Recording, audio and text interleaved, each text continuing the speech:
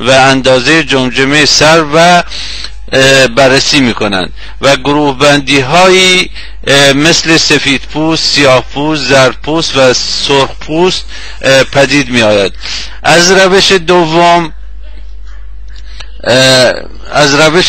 دوم که به روش در واقع ژنوتیپ معروف است، گروه های دارای ژن‌های مشترک هم نژاد به شمار می آیند. برخی این روش را دقیق ترین روش به شمار می آورند، اما می گویند اختلاف بین اقوام و ملل این مفهوم را تضعیف کرده است. ضمناً آخرین تحقیقات علمی نیز برتری گروه خاصی را ثابت نکرده. روش سوم ریشه های زبان شناختی است.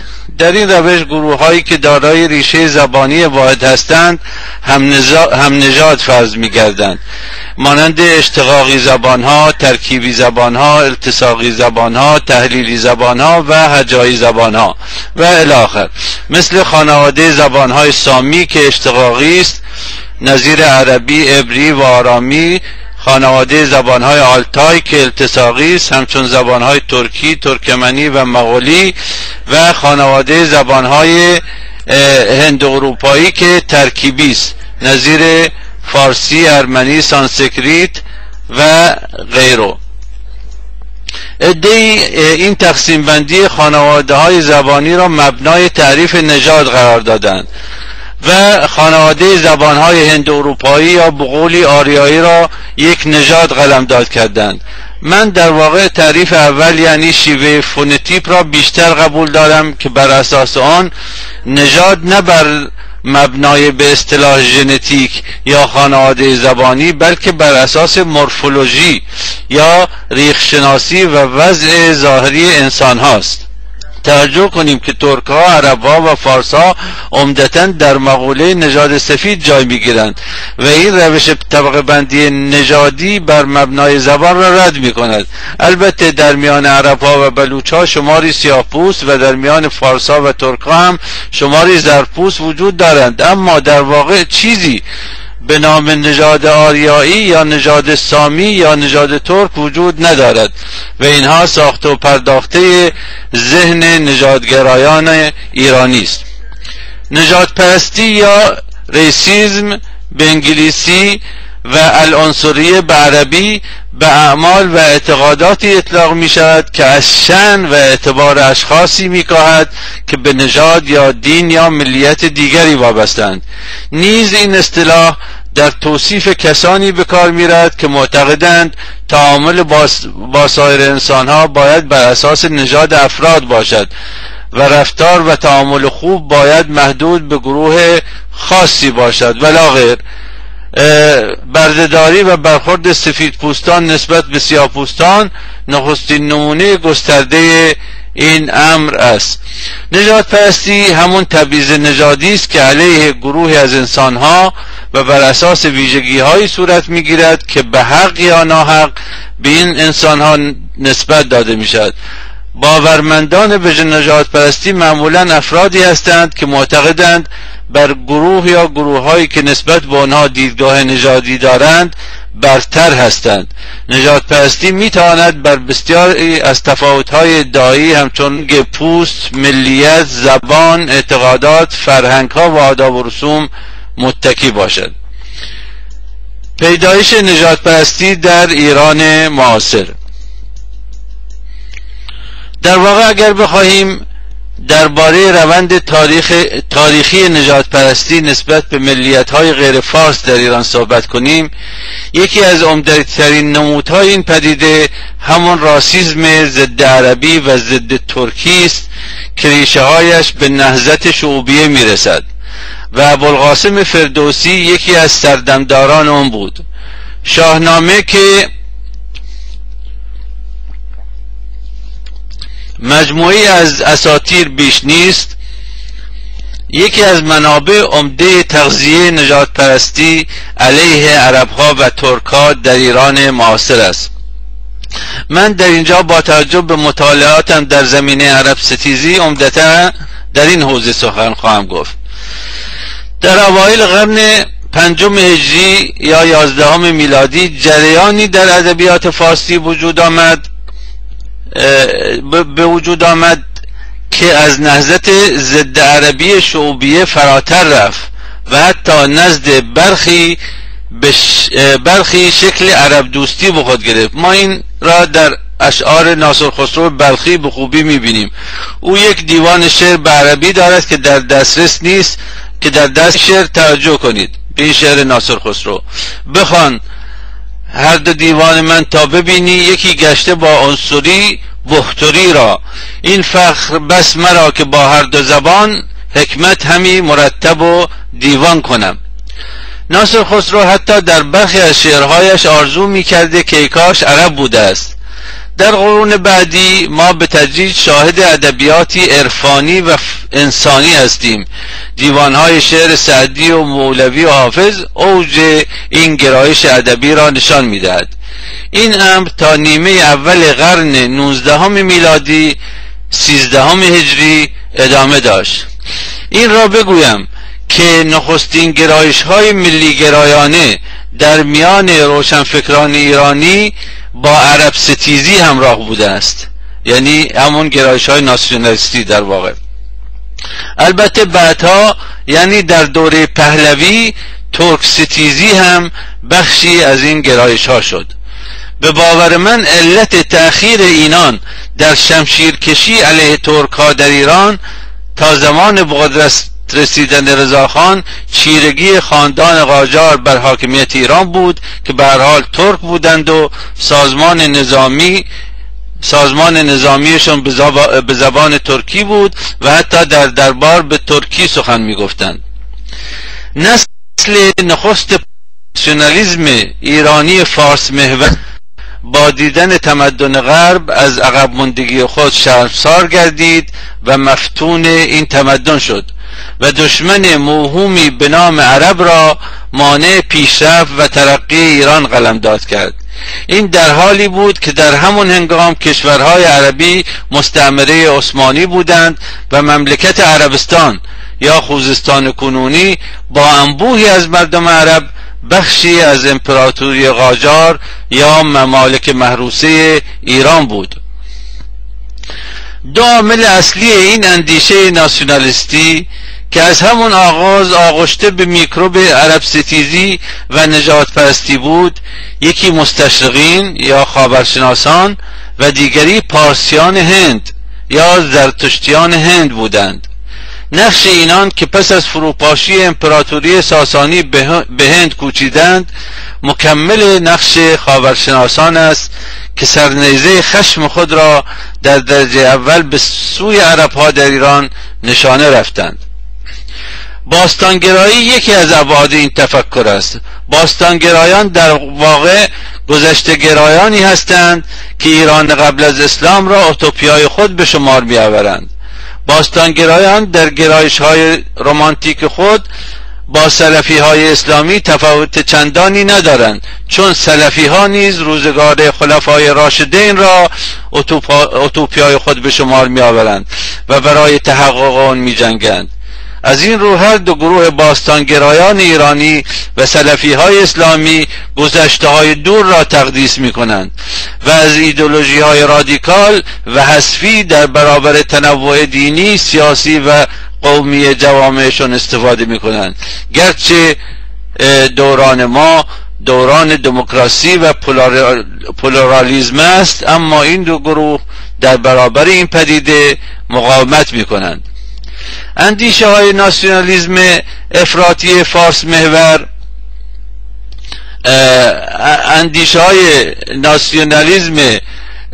ناسیونالیسم افراطی فارس محور نخستین بار توسط محصلین و ماموران سیاسی که در نیمه اول قرن 19 به اروپا رفتند به ایران آورده شد.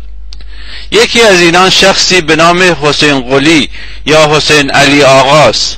این را کنت دوگوبینو، شرقشناس و سفیر فرانسه در ایران عهد فتح علی شاه، نابرابری های نژادی و برتری به اصطلاح نژاد آریایی میگوید. دوگوبینو کندوگوبینو در کتاب ادیان و فلسفه های آسیای مرکزی از حسین قلی با عنوان آزاداندیش یاد می کند. دوگوبینو در این باره می نویسد: یکی از شاگردان ایرانی به نام حسین قلی یا حسین علی آقا در پاریس درس خونده و حتی در انقلاب 1848 میلادی فرانسه شرکت داشته و از تاریخ انقلاب بزرگ فرانسه و تحولات سیاسی و اجتماعی آن بهره گرفته بود. او تازیان را دشمن ایرانیان و ایران می‌دانست و ستایشگر آیین زرتشت بود. وی اعتقاد داشت که برای احیای زبان ملی باید همه لغت‌های عربی را از زبان فارسی بیرون ریخت. وی اشعاری می‌سرود که مورد پسند همفکرانش بود. به علاوه ترقی وطن و سعادت هموطنانش را در این میدید که به مذهب و عادات و رسوم و فلسفه بسیار قدیمی و اجدادی برگردند. پایان نقل قول از دوگوبینو. این را فریدون آدمیت در کتاب اندیشه های آقاخان کرمانی نقل کرده است. به نظر آخوندزاده یکی دیگر از پایه‌گذاران در واقع نجات پرستی در ایران، من روی این چند تا شخصیت تمرکز کردم چون اینها ریشه ها و بنمایه و بنیادگذاران نجات پرستی و برتری نژادی و عرب ستیزی در ایران هستند. یکی آقاخان کرمانی، یکی آخوندزاده و بعد از اونها البته هدایت و نظایرشون. بقیه در واقع شاخه‌هایی از این ساقه هستند، از این ریشه هستند.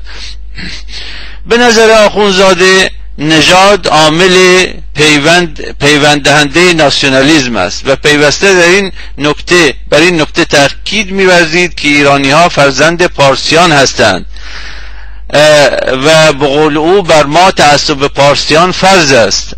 وی در کتاب مکتوبات کمال دوله از عرب‌ها با اوصاف تازیان سباع خصلت و وحشی طبیعت نام میبرد و در بسیاری از جاها به دین یهود هم میتازد. معذرت میخوام، این از همون آقاخان کرمانی بود، نه آخوندزاده. آخوندزاده هم میرسیم.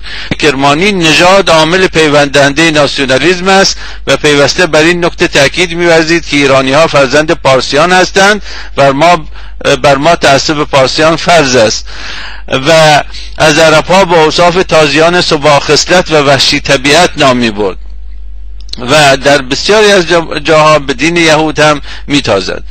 به قول رضا بیگدلو مؤلف کتاب باستانگرایی در ایران، میرزا آقاخان کرمانی از نمایندگان افراطی و دعاتشه ناسیونالیسم شونیستی و باستانگرایی محسوب می شود.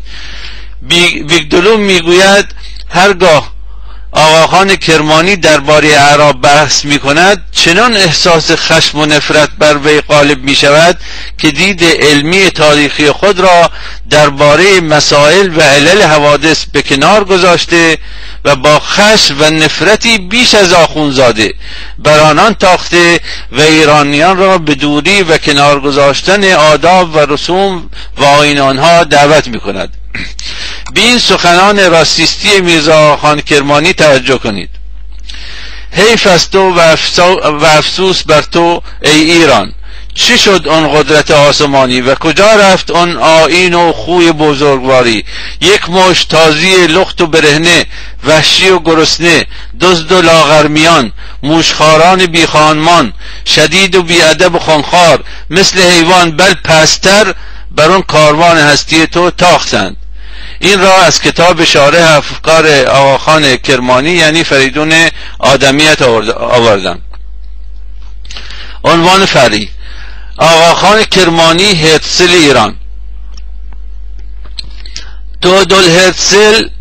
تئودور هرتزل از بنیانگذاران اندیشه صهیونیستی به شمار می رود.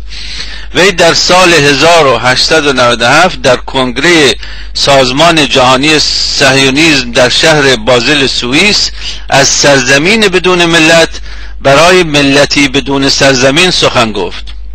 وی در واقع طراح کوچاندن یهودیان از کشورهای زادگاه این فلسطین بود. همه ما از پیامدهای اشغال فلسطین و آواره کردن بومیان عربی این سرزمین آگاهیم. این تراژدی خونین با گذشت شش دهه از تأسیس دولت اسرائیل همچنان ادامه دارد.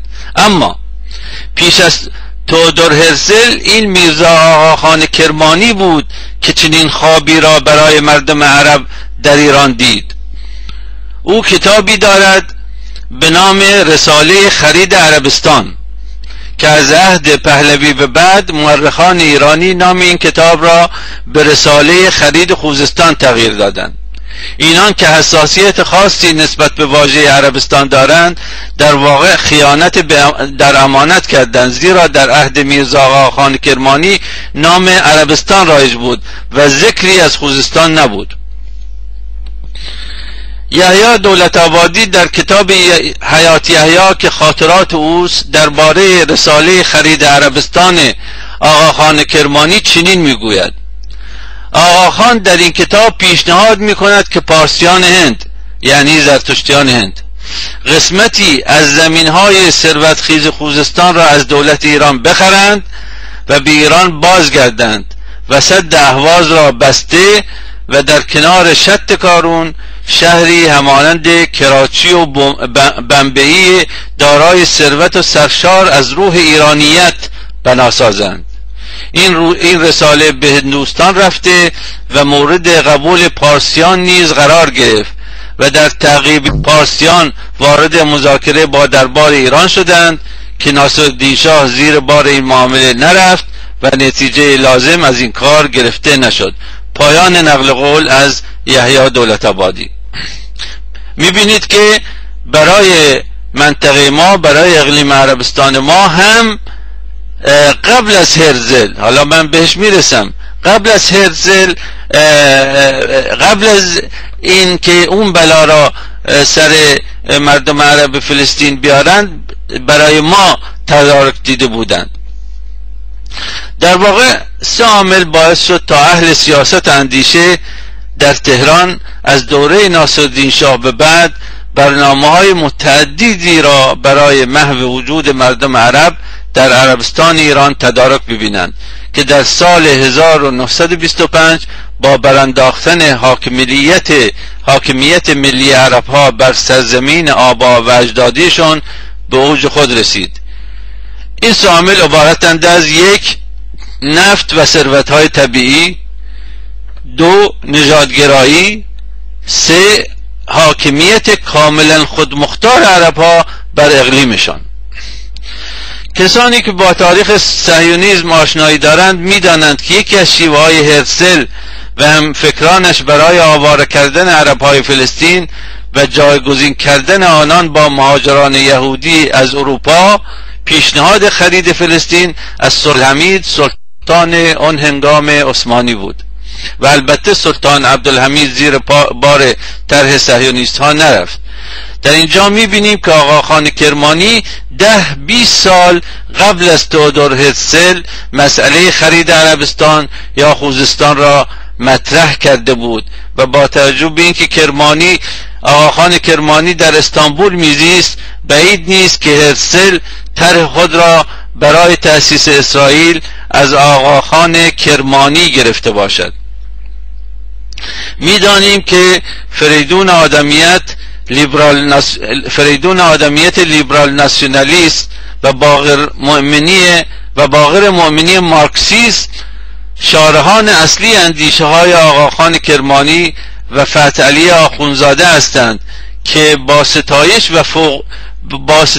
از اینان خواسته یا ناخواسته به سود توتالیتاریزم قومی قلم زدند. این دو یعنی آدمیت و مومنی بدون انتقاد از جنبه‌های فاشیستی اندیشه‌های آقاخان کرمانی، فتح علی آخونزاده و جلال الدین میرزا نقش بارزی در ترویج اندیشه‌های عرب ستیز و نژادگرایانه آنان داشتند. نسل من دست کم این را به خاطر دارد. طرح فاشیستی و ضد انسانی خرید عربستان. طرح فاشیستی و ضد انسانی خرید عربستان آقاخان کرمانی که هموطنان عرب من را هدف قرار داده بود، گرچه ظاهرا در دوره ناصرالدین شاه اجرا نشد، اما با گسترش افکار تند ناسیونالیستی فارس محور در ایران به تدریج زمینه‌های لازم را پیدا کرد و بخشی از آن در اوایل دوره رضاشاه پهلوی به اجرا درآمد. در سال 1304 شمسی و دقیقاً پس از سرنگونی شیخ خزل، آخرین فرمانروای عرب اقلیم عربستان یا خوزستان کنونی، شماری از سرمایه‌داران و زمینخواران زرتشتی از شهر یزد و از پارسیان هند طرح میرزا آقاخان کرمانی را به شاه یادآور شدند. اردشیر جی، عامل درجه اول انگلیس در ایران آن زمان، واسطه این کار بود. وی از پارسیان هند اردشیر جی در واقع از پارسیان هند یعنی از زرتشتیان هند و معرف رضاخان به سفارت انگلیس در تهران برای انجام کودتا علیه خاندان قاجار بود. از این رو رضاشاه سلطنت خود را مدیون اردشیر جی می‌دانست. ضمناً اردشیر جی پدر شاپور جی عامل اصلی کودتای 28 مرداد 32 است. این سرمایه‌داران و زمینخواران زرتشتی غیربومی پس از توافق با رضاشاه زمین‌های مرغوب زراعی کشاورزان عرب در کرانه باختری رود کارون در شهر اهواز را به ثمن بخس خریدند. این منطقه که سید عباس نام داشت در روزگار محمد رضا پهلوی کیان پارس نام گرفت که اکنون از گرانترین و شیکترین محله‌های شهر اهواز به شمار می‌رود. تا 3-4 سال پیش هنوز میان شهرداری شرکت‌های زرتشتی مالکی این زمین‌ها که اغلب به مستغلات بدل شدند اختلاف وجود داشت و البته در مورد توسعه بلوار ساحلی شط کارون یا مسائلی از این دست. اگر به مطبوعات زمان رضاشاه رجوع کنید می‌بینید که گرایش‌های نژادی و آریاپرستی نه تنها نزد این شاه بیسواد خودکامه بلکه در میان مخالفان وی نظیر تقی ارانی ناسیونالیست که بعدها مارکسیست شد، صادق هدایت ناسیونالیست و بزرگ علوی مارکسیست هم دیده میشد. من عکس‌هایی دیدم که سایبان‌های مغازه‌های تهران را منقش به صلیب شکسته هیتلری نشان می‌دهد در دوره رضاشاه. در واقع جز مردمان غیر فارس و اقلیتی از جامعه فارس زمان، دیگران با این افکار فاشیستی همراهی و همدلی نشان می‌دادند. در دوره آزادی احزاب هم شاهد رشد احزاب نژادگرایی مثل سمکا، پانیرانیز و ملت ایران و نظایران بودیم. برخی از اینها مثل حزب پانیرانیز از دوران شاه تا کنون با پشتیبانی هر دو رژیم پهلوی و جمهوری اسلامی پاسدار نظام آپارتایدند و برای رویارویی و مبارزه با مردم عرب در شهرهای عمده اقلیم عربستان ایران فعالند. همکنون اینان را در آب و نمک خواباندند تا در روز مبادا به جان مردم عرب بیندازند، درست شبیه همون کاری که در دهه 50 میلادی با احزاب چپ در ایران کردند. البته ظاهرا اینها یعنی پانیرانیستا سعی میکنند در آذربایجان هم فعال باشند. ساختن شهرک‌های یزدنو و اصفهان‌نو در منطقه هویزه در دوره محمد رضا پهلوی و کوچاندن یزدی‌ها و اصفهانی‌ها ادامه همون طرح خرید عربستان آقاخان کرمانی است. البته این دو شهرک پس از انقلاب بهمن 57 توسط بومیان عرب دوباره به صاحبان اصلیشون بازگردانده شدند. اما جمهوری اسلامی ایران دست رضاشاه و محمد رضاشاه را در اجرای این گونه ایده های ضد عربی از پشت بسته است. این رژیم 500,000 از زمین های کشاورزی دو سوی رودخانه کارون از شهر شوشتر تا شهر محمره یا خرمشهر را با زور از دست صاحبان اصلیش یعنی روستایان عرب گرفته است.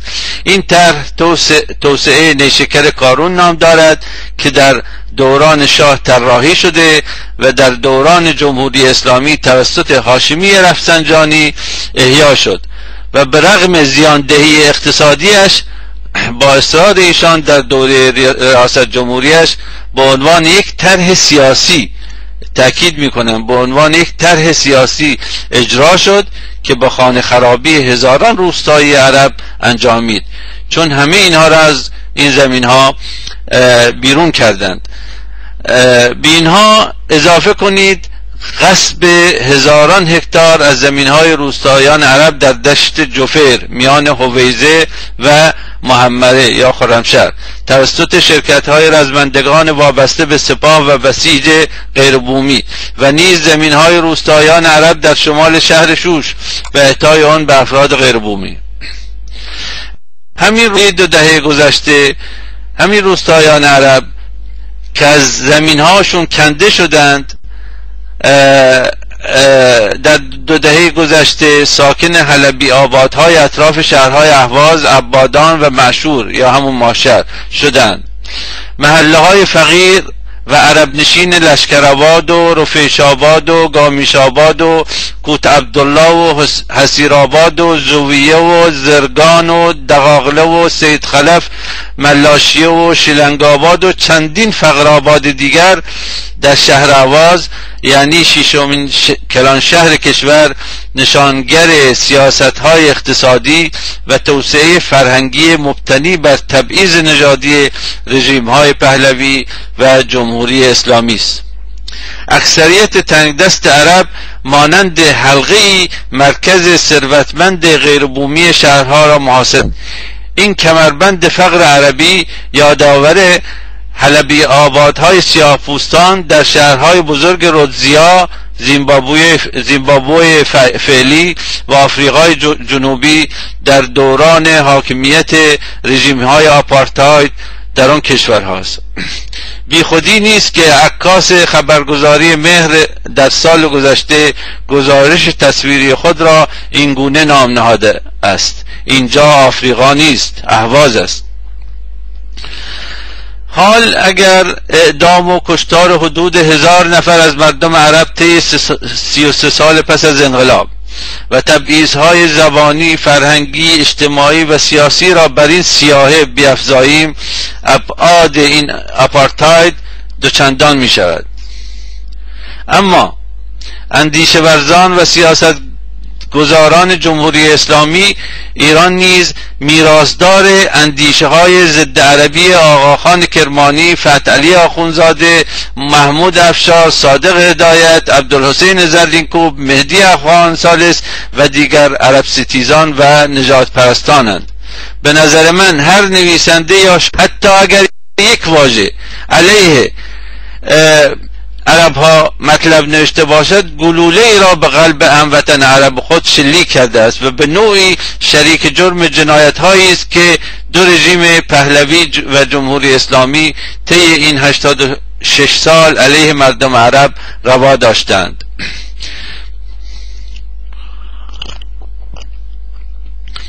بیگمان آقاخان کرمانی را میتوان پدر عرب ستیزان و فاشیست های فارس محور تلقی کرد.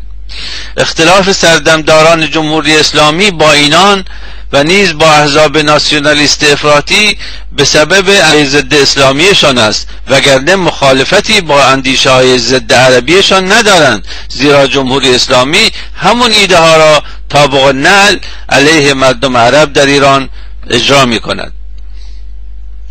فراموش نکنیم که بانیان مجله های کاوه و ایران شهر در آلمان در دهه 20 و 30 میلادی نقش مهمی در ترویج اندیشه‌های فاشیستی و طرح ایران تک زبان و تک ملیتی بازی کردند. کمک‌های حزب نازی آلمان به اینان که زیر پوشش میهن‌پرستی و تجددخواهی فعالیت می‌کردند بر هیچ کس پوشیده نیست. از دیدگاه سردمداران این 2 نشریه گویی تجدد و میهن‌پرستی باید زبان و فرهنگ و تاریخ بیش از نیمی از مردم ایران تحقق یابد. اون چه اکنون درو میکنید پیامد اون افرادگری هاست. همون گونه که میبینید اندیشه ورزی راسیستی نسل اول و دوم اهل فکر و قلم در ایران باعث گردید تا اغلب روشنفکران فارس تحت تأثیر این گونه اندیشه ها قرار گیرند. طبق گفته پژوهشگرانی چون رضا بیگدلو و ماشاءالله آجودانی از میان اهل قلم ایران، صادق هدایت بیشترین تأثیر را از اندیشه های فاشیستی و ضد عربی میرزا آقاخان کرمانی گرفته است.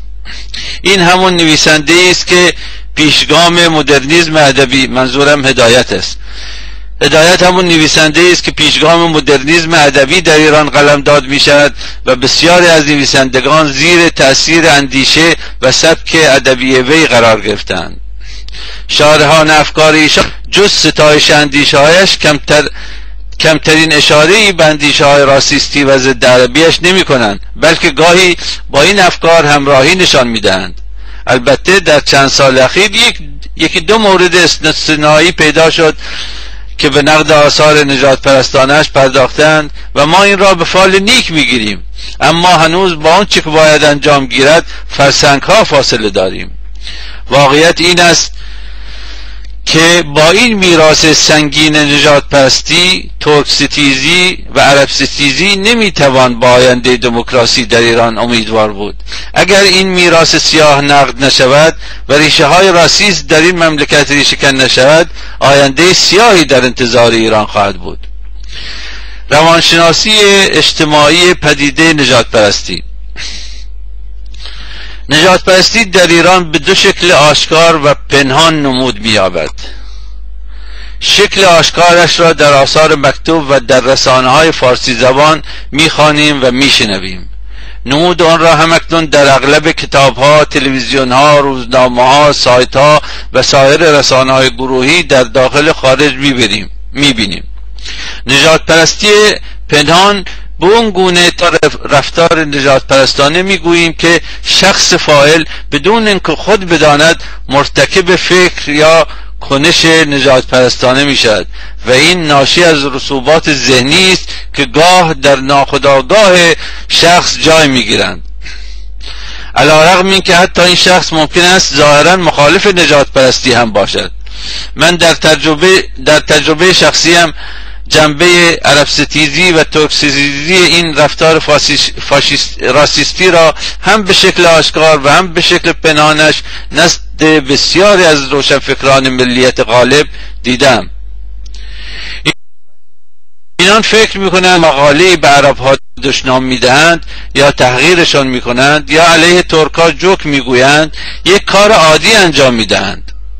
البته شماری از آنان بر اثر سخنان یا آثار ضد نژادگرایی دچار نوعی آشنایی زدایی می شوند و یا در واقع تلنگری با آنان زده می شود. مسئله به این محدود نمی شود و گفتمان فاشیستی عرب ستیز، ترک ستیز و دیگر ستیز که توسط آقاخان کرمانی ها، آخونزاده ها، رضاخان ها، محمود افشارها، هدایت ها، پور داوود ها، زرینکوب ها و دیگر هم پالگی هایشون پای ریزی شد، طی 150 سال گذشته در میان نویسندگان و شاعران و سیاسران نسل های بعد جذب شد و به تدریج شکل توده‌ای به خود گرفت. ما این را به ویژه در میان لایه های طبقه متوسط جامعه فارزبان برجسته تر میبینیم و این سخن درستی است که میگویند عرب ستیزی در میان روشنفکران ایرانی یا ناشی از اسلام ستیزی روشنفکران سکولار یا برخواسته از سنی ستیزی روشنفکران مذهبی است.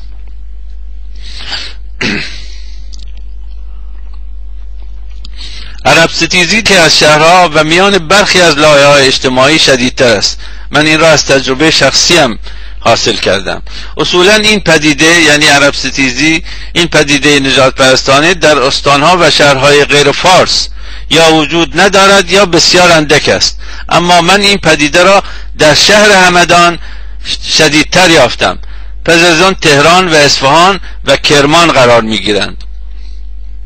اما همه اینها در یک سو و عرب ستیزی در میان لایه‌هایی از اقلیت غیر عرب مقواز و عبادان و مشهور و دیگر شهرهای استان عربستان در سوی دیگر است. در راسism در اینجا، یعنی در این استان، شکلی ملموس دارد. یعنی بومیان عرب در اتوبوس، مدرسه، اداره، تاکسی، هتل، بیمارستان، شرکت نفت، دادگاه، زندان و در هر جای دیگری که با اقلیت غیر عرب تماس دارند معمولاً با آنان استکاک پیدا می کنند و این ناشی از رفتار برتری جویانه و تحقیرآمیز اقلیت غیر عرب با عرب‌های بومی است که به هر حال حافظه تاریخیشون هنوز حاکمیت مستقل برخی از حاکمان آل مشعشع و شیخ سلمان کعبی و حاکمیت کاملا خودمختار شیخ خزر را فراموش نکرده است. حاکمان ایران با تدریس و ترویج آن و تاریخ ملت غالب خلق عرب را از زبان و فرهنگش محروم کردند و این خلق را از گذشته و از تاریخ ادبیاتش قطع کردند. چیزی که این تراژدی را غیر قابل تحمل می سازد غارت ثروت نفتی و غیر نفتی اقلیم عربستان و تحمیل ادبیاتی سرشار از خود برتربینی و نفرت از قوم عرب است. در دوران شاه برای عرب زدایی از این اقلیم اساساً در دوران شاه برای عرب زدایی از این اقلیم اساساً عرب نشین شهرک‌های فارس نشین چون یزدنو و اصفهان نو می ساختند و اکنون اسلامگرایان آریایی پرست شهرک‌های شیرینشهر و رامینشهر را سازند تا هرچه بیشتر بافت جمعیت را به زیان مردم عرب تغییر دهند. پس از تغییر نام استان و شهرها و اغلب روستاها از عربی به فارسی اکنون در نامگذاری از نام‌های استفاده می‌کنند که مردم عرب نسبت به آنها حساسیت دارند، مثل خیابان پورداود، شخصیت ضد عرب دوره رضاشاه در کوی انقلاب اهواز و شهرک زردشت در شمال غرب شهر اهواز. اینا نمونه‌های کوچیکی هستند که من ذکر کردم. جالب اون که شیرینشهر و شهرک رامین را شرکت کیسون می سازد. مدیر عامل این شرکت مهندس انصاری فرزند محمد کاظم انصاری است که زمانی مترجم کتاب‌های مارکسیستی بود. هم نسلان ما احتمالاً این نام را به خاطر دارند. حاکمیت تهران اکنون با بی‌توجهی نسبت به طوفان‌های شن مستمر در اهواز و شهرهای تابع و با استفاده از ابزارهایی چون ساختن سدهای فراوان بر روی شط کارون و خشکاندن آن و نیز سدسازی بیش از اندازه بر روی شط کرخه برای خشکاندن باطلاق هورالعظیم نوعی از گفتمان راسیستی را در عرصه محیط زیستی به اجرا در می‌آورند. مردم عرب حس می کنند که طی 80 سال گذشته از اوج عزت به حضیض ذلت افتادند و به غریبه هایی در وطن و سرزمین آبا و اجدادیشان بدل شدند. این احساس که با ترس از حاکمیت بیرحم دارای کینه های نژادی همراه است به کینه‌ای بدل شده که اگر راه خروج مناسبی برای این احساسات پیدا نشود می تواند پیامدهای ویرانگری داشته باشد. نتیجه گیری. در پایان پیشنهاداتی دارم که به سمع دوستان میرسانم. شماری از هموطنان عرب شما نهادی به نام کانون مبارزه با نژاد پرستی و عرب ستیزی تشکیل دادند که هدفش از نامش پیداست. از دیگر خلق‌های ایران به ویژه هموطنان ترک آذربایجانی که بیش از دیگران از این پدیده شوم رنج میبرند میخواهم که دست بالا بزنند و به این عرصه بپیوندند. نهاد خاص خود را علیه نژاد پرستی تشکیل دهند و حتی میتوان نوعی نهادهای هماهنگ تشکیل داد. در حقیقت جای ما در کنگره جهانی مبارزه با نژاد پرستی دربان خالی است که قرار است 10مین سالگردش در 22 سپتامبر امسال در نیویورک برگزار شود. نیز می‌دانیم در اغلب کشورهای غربی به ویژه و انگلستان قوانین خاصی علیه نژاد پرستی وجود دارد که آن را منع می‌کند. بسیاری از رسانه‌های فارسی، اهم از تلویزیون‌ها و سایت‌ها و نیز کتاب‌های حاوی اندیشه‌های نژاد پرستانه از نوعی که ذکرش رفت و نیز مبلغ برتری جویی آریایی و عرب ستیزی و ترک ستیزی هستند که با استناد به قوانین این کشورها اعمال مجرمانه و نژاد پرستانه به شمار می‌روند و قابل تعقیبند. باید آستین بالا بزنیم و با کمک یکدیگر عملاً به مبارزه با این گفتمان فاشیستی برخیزیم. با توجه به گسترش احساسات ناسیونالیستی و نژادگرایانه در میان افراد جامعه فارس‌زبان و با توجه به واکنش ملیت‌های تحت ستم، آینده ایران چندان روشن نیست. به گمان من بدون حل مسئله عرب ستیزی در جامعه ایران نمیتوان به برقراری دموکراسی واقعی در ایران امیدوار بود. در واقع حل این معضل مقدمه و لیدواژه حل مقوله‌های ترک ستیزی و دیگر ستیزی در ایران است، اما حل این مسئله نیاز به پذیرش وجود چنین مشکلی از جانب روشنفکران و اپوزیسیون دارد. با تشکر از دوستانی که صحبت‌های من را شنیدند، میکروفون را میدم به آدمین.